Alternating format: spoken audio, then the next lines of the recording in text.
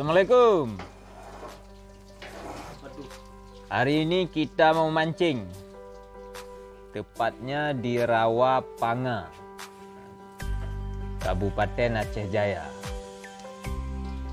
Kata Bang Lah nih, di kali yang akan kita jadikan tempat mancing nanti sangat banyak ikan gabus.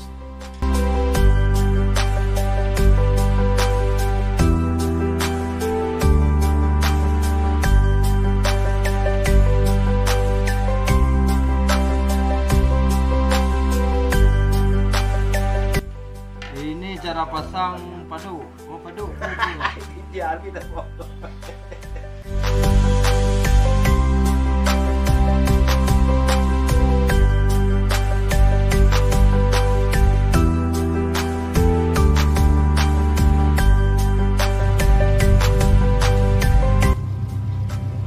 Ikuti terus video kami ya.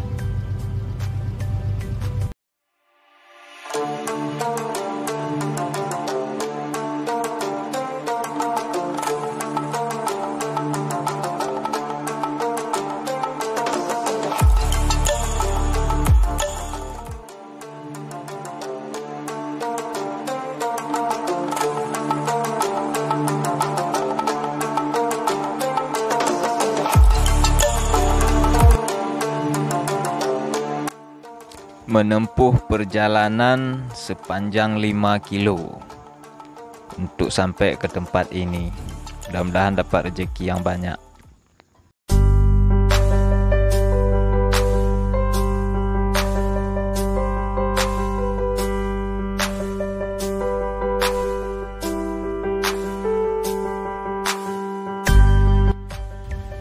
Ini pakannya. Kita gunakan cacing merah, cacing tanah merah. Mudah-mudahan ikannya suka.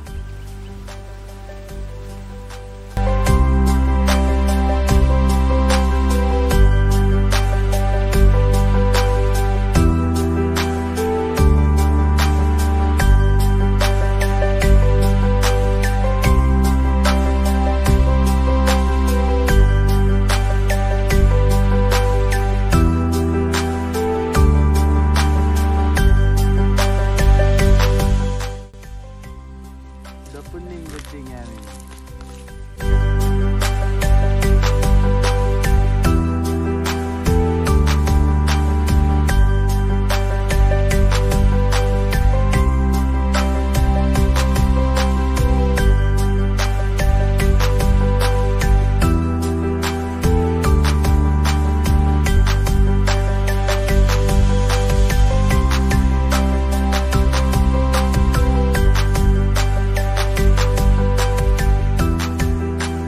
Alhamdulillah,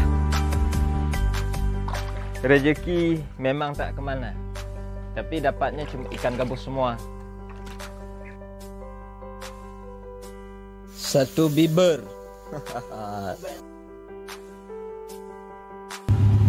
Oke teman-teman, kita balik dulu.